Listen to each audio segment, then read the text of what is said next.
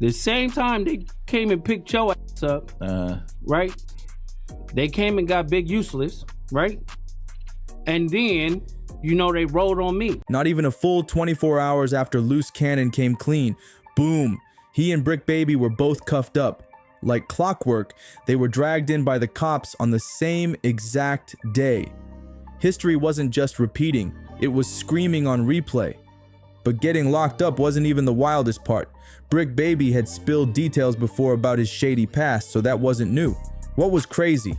He admitted to getting paid to jump Cannon. That one statement flipped everything. It basically confirmed they were part of something way bigger, like a straight-up organized crew moving like the mafia. And now with that kind of heat on him and a stack of past dirt trailing close behind, it's looking like curtains for Bricc Baby. If the court drops the hammer, he could be facing life. Basically, when I called, I seen the play, but he know what I'm on. You get what I'm saying? Right. Because we argued, I think, when he said I'm about to get ordered up. On Wednesday, March 19th, 2025, No Jumper LA lit up Instagram with the news. Bricc Baby, who's actually a host on the platform, had just been snatched up by the feds. Reports say Bricc Baby got snatched up along with his No Jumper co-host Loose Cannon, and it didn't stop there.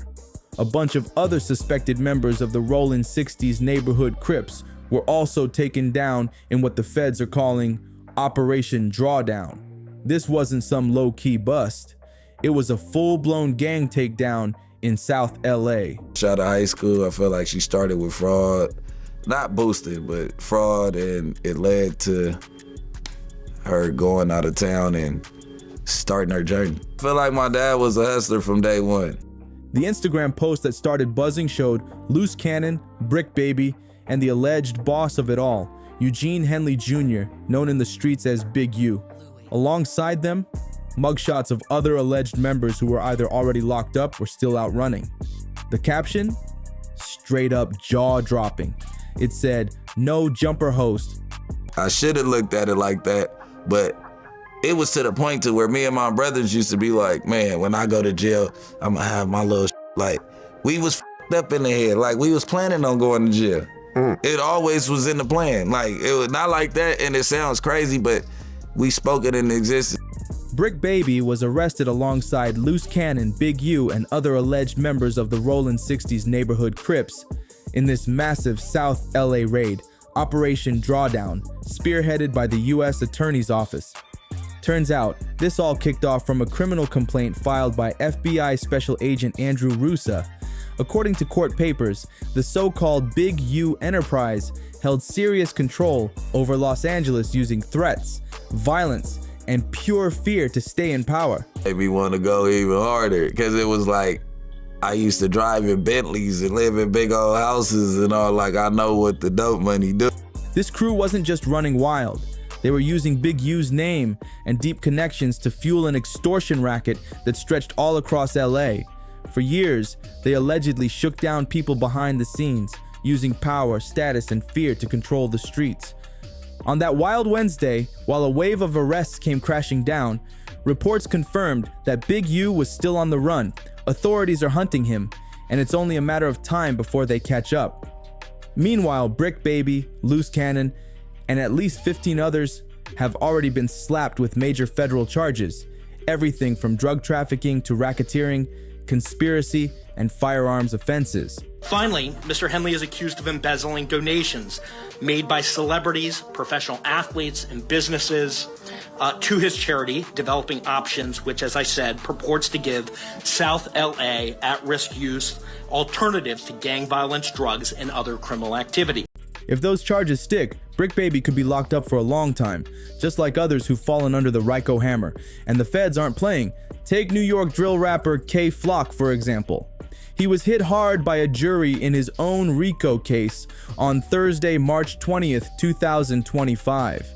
He got convicted on charges like racketeering conspiracy, gun use that led to a death, attempted murder, and assault with a deadly weapon, all tied into gang activity and firearm violations. This ain't just rap beef anymore. This is courtroom survival. The court ended up acquitting K Flock on the murder in aid of racketeering charge tied to the 2021 killing of Wasco Hernandez. But don't get it twisted. His trial, which kicked off on March 10th, was intense. Multiple witnesses took the stand, including one of his former associates and even a state cooperator. Yeah, I did 7-8 years in jail. What the f is he talking about? Yeah, I just got sentenced to 7 years. COVID let me out of jail early. I was supposed to do 7 years though. I just ended up getting out in 4. After the guilty verdict came down, the judge locked in his sentencing for July 16th. And word is, Flock could be staring down a life sentence when that day hits. But he's not the only big name caught up in RICO madness. Young Thug just got released after being tied up in a RICO case in Georgia that dragged out for nearly 2 years. The facts alleged in the complaint paint a very different picture. It is one of a murderer, a thief, a liar, and a cheat, and the criminals that enabled him. For example, Mr. Henley engaged in a murder of a musician signed to his label in 2021 and dumped the victim's body. In October 2024, he copped a no-contest plea to both RICO and gang leader charges.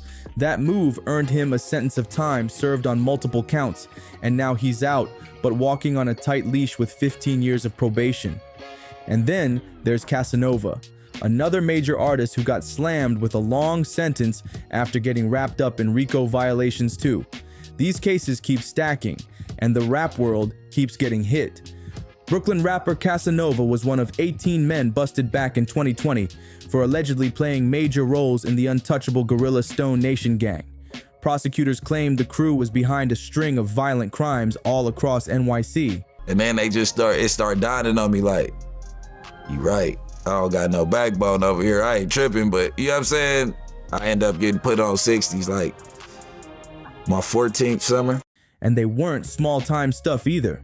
By 2022, Casanova had thrown in the towel and pleaded guilty to a RICO charge, along with a separate conspiracy charge for trying to move over 100 kilograms of marijuana. That's a serious load. Even though he tried to distance himself from the gang right before sentencing, the court wasn't buying it. On June 27, 2023, a New York judge hit him with 15 years behind bars. And Casanova wasn't alone. RICO cases have rocked the rap world over the past decade. Names like Fetty Wap, Gunna, YFN Lucci, Hoodrich Pablo Juan, 42 Doug, and OMB Bloodbath have all been caught up in it. Some are still battling in court. Others already got hit with long prison bids. The same time they came and picked your ass up, right? They came and got Big Useless, right? And then, they rolled on me. But now, all that noise is getting drowned out. The internet's been on fire lately, spinning wild conspiracy theories after Bricc Baby's arrest. Under the No Jumper LA post confirming the news, fans swarmed the comments, some even accusing Adam 22 of somehow being involved. Since Bricc Baby was a co-host on his podcast, fans didn't hold back. Adam 22 instantly found himself in the hot seat. One person came straight for his neck, writing, "Adam profits from getting black people to speak on their gang politics, and that's why they got arrested. He better be paying everybody's bail." Anybody acting like this is because of No Jumper? No, No Jumper was the antidote to this bullshit. Another user threw out an accusation, saying, "You the one really the Fed, Mr. Adam." Then came the memes. Someone else joked, "Adam 22 rubbing his hands like Birdman right now." And a fourth didn't sugarcoat it at all. They just flat out blamed him, saying, "Adam's fault." The pressure got so wild that on March 20th, Adam 22 had to hop on his Instagram story to shut down the rumors. In the video, he fired back at his accusers and clapped back hard, reminding everyone that his platform had actually helped plenty of people leave the street life behind and start making real legal money instead. Adam 22 didn't stay quiet for long. In his video response, he made it clear, yeah, he might crack jokes now and then, but he genuinely saw Bricc Baby and Loose Cannon as friends. He said he was ready to stand by them no matter what, and before ending the clip, he doubled down. Their current legal mess? Not his fault. But the internet wasn't trying to hear it. The video exploded online, racking up over 250,000 views just hours after being posted. It got reshared on X, formerly Twitter, and the backlash kept pouring in. Even with Adam 22's long defense, a ton of users were still pointing fingers, saying he had a hand in how everything went down. One comment that blew up read, You employ people, Adam, and they snitch on themselves on No Jumper. That's why your name's coming up. That comment hit hard, and it kicked off even more chaos in the replies. People started lining up with their own takes, suggesting that Adam 22 set people up to fail. Another wrote, "You put people in position to make an embarrassment of themselves and get indicted." The blame game was in full swing, and Adam was right in the middle of it. "Oh, you definitely put people in position, LOL." That comment set the tone as users dragged Adam 22 through the mud. One commenter went all in saying, "This is the worst kind of person. Someone who hypes you up to make a fool of yourself, feeds off drama, and twists street culture when he's not even from it. Then when it all crashes, he plays the victim. Typical clown behavior from a typical clown." The takedown was brutal, and No Jumper was right at the center of the storm. But not everyone was on the attack. A few users stepped back and saw it differently, pointing fingers at Bricc Baby, Loose Cannon, and others for being reckless on camera. They said this wasn't about Adam. It was about folks exposing their own dirt. One ex-user from the US dropped a cold dose of reality. "If you're dumb enough to go on these shows and run your mouth like that, what do you expect? I never understood these dudes." The internet was divided, but the drama wasn't slowing down one bit. Sure, Adam 22's No Jumper podcast gave Bricc Baby the mic to speak on his gang ties, but let's be real, the rapper seemed to love spilling the details. Week after week, despite fans warning him that all this self-snitching could land him in serious trouble, he just kept going. I put people in position, put them on the podcast, give them jobs, help them make legal money. A lot of the shit that people are getting caught up for, especially with Bricc, it's like, I'm not seeing anything that says anything about stuff that he's done in the last 2 years since he's been with us, right? Bricc Baby didn't hold back. He showed up on podcast after podcast, peeling back the layers of his past like it was story time. From street shootouts to the gang codes he lived by, he painted a picture of someone who wasn't just in the life. He was hooked on it. Dude treated his criminal history like a resume, loud, proud, and worn like a badge. In the rap world, there's a handful who openly embrace their gang past. But Bricc Baby, he took it to another level. Whether it was No Jumper or any other platform, he gave off the vibe that he hadn't truly cut ties from that lifestyle, no matter what he tried to tell fans. And now, with his latest arrest making headlines, everything's starting to make sense. The way he grinned while sharing those gritty tales, the excitement in his voice when revisiting old street stories. It's clear he couldn't let it go, even when the cameras were rolling and the feds were watching. The truth is, Bricc Baby loved that part of his life. He thrived off talking about it. In fact, he's openly admitted that even as a kid, he dreamed of gang life. He used to look up to jail time like it was some rite of passage, saying he planned to end up behind bars, just like his parents, because he thought it was cool. But here's the twist. His parents weren't even gangbangers. They didn't bang colors. They moved weight. Bricc Baby revealed they were successful drug dealers, pulling in serious money, and seeing that fast life up close. That's what made him fall in love with crime from early on. He's never shied away from that truth either. Bricc Baby has always said loud and clear his parents were heavy in the game, and during a sit-down on Vlad TV in September 2024, he peeled back even more layers, sharing details about how deep their criminal hustle really went. Bricc Baby didn't hold back when diving into his past. He revealed that being surrounded by dirty money as a kid got him hooked on the lifestyle real early. When asked about how his parents' legal mess affected him growing up, he answered with brutal honesty. He admitted that back then his thinking was straight up ignorant. He and his brothers weren't dreaming of careers or college. They were chasing the idea of getting caught, like doing time would earn them stripes in the family. As the interview rolled on, Bricc Baby broke down how twisted things got. He explained that watching everyone in his family get locked up made it feel like jail was part of the blueprint, something that had to happen if you wanted to be seen as real.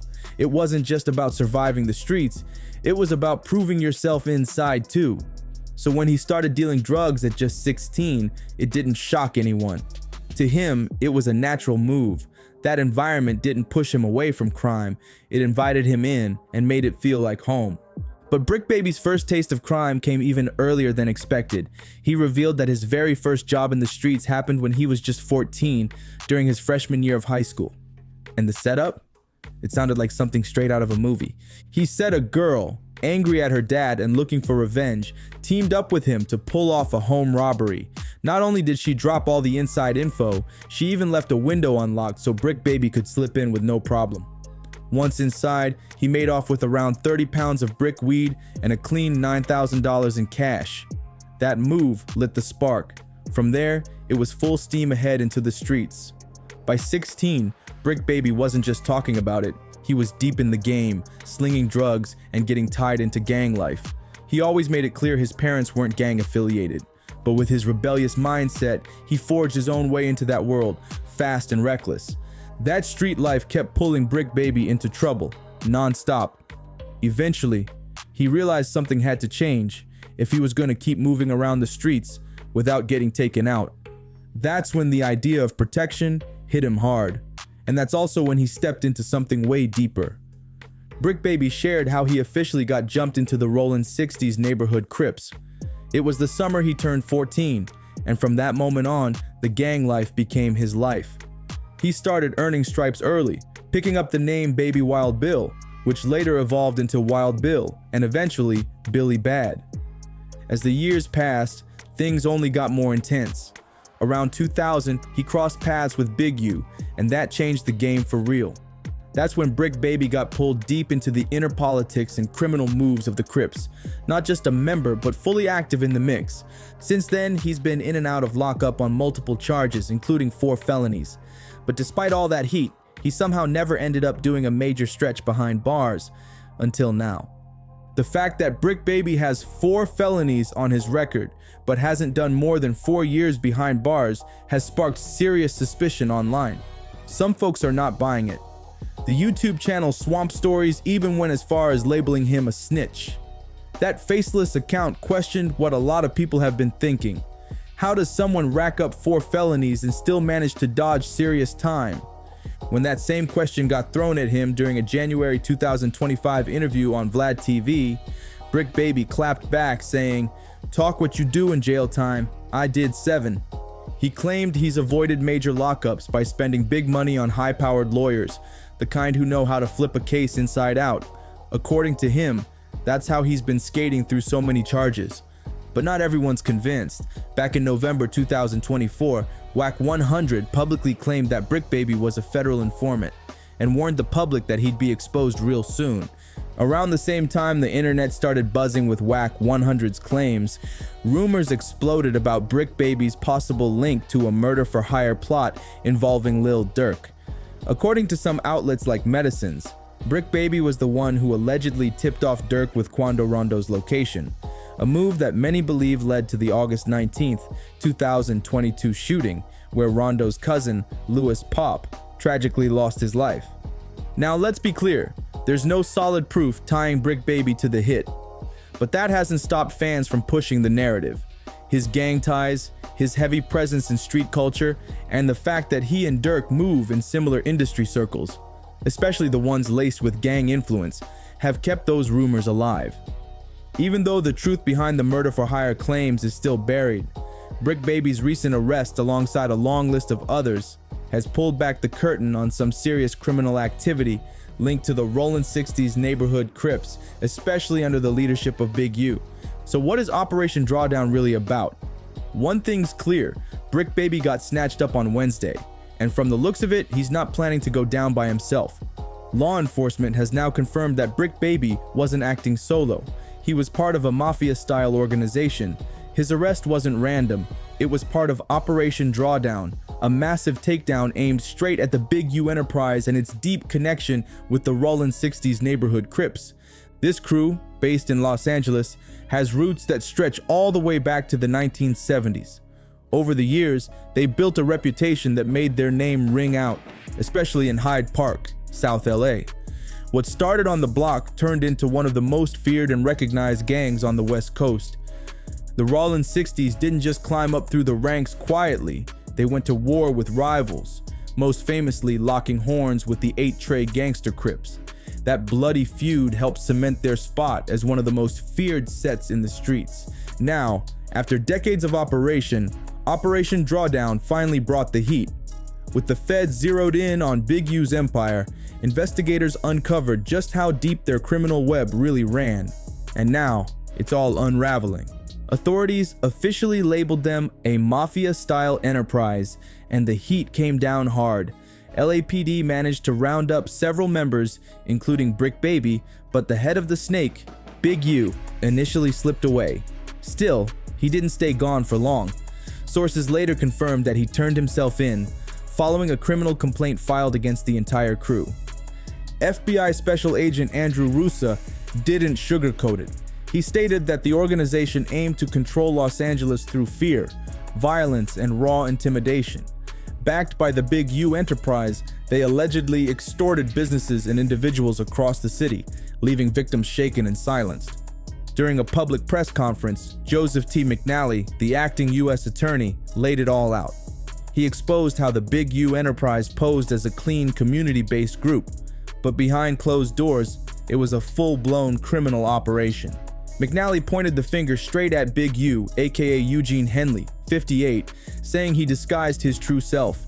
To the public, he played the role of rapper, producer, and mentor, someone who claimed to help young boys steer clear of crime. But behind that image, he was running the very streets he claimed to protect. Big U didn't just run the streets, he allegedly used violence and fear to silence anyone who crossed him. According to the acting U.S. attorney, there was one chilling case where Big U was tied to a murder in South Las Vegas, where the victim's body was later disposed of. And it didn't stop there. He also allegedly harassed and threatened witnesses tied to the case. The incident went down in January 2021, and court records revealed the victim was identified as RW, an aspiring musician with big dreams. RW had recently signed to Unique Music, a label co-owned by Big U and Bear Claw, also known as Mark Martin, 50, another key player in the enterprise. Things seemed promising at first. The label even covered RW's travel expenses so he could record at a top-tier studio owned by a Grammy-winning producer. But instead of following the plan, RW refused to record at the assigned studio and decided to drop a diss track aimed at Big U. That bold move set off a chain of events, leading Big U to confront him in Las Vegas, where the situation allegedly took a deadly turn. Allegedly, Big U chose to settle the situation in the most brutal way possible. According to court documents, he drove the victim out to the north side of Las Vegas, pulled out a gun, and shot him in the head. Once the act was done, he dragged the body off Interstate 15 and dumped it in a remote desert ditch, as if erasing him from the map. After the killing, Big U reportedly flew out of Vegas with his associate Sylvester Robinson, who's also now in police custody. Once they were back in Los Angeles, Big U didn't slow down. He cleared out the studio, ordering all staff to leave, while Robinson allegedly wiped the security footage, trying to erase any trace of what went down. To make things worse, Big U then threatened any witnesses, making it crystal clear no one was to speak about what happened to RW.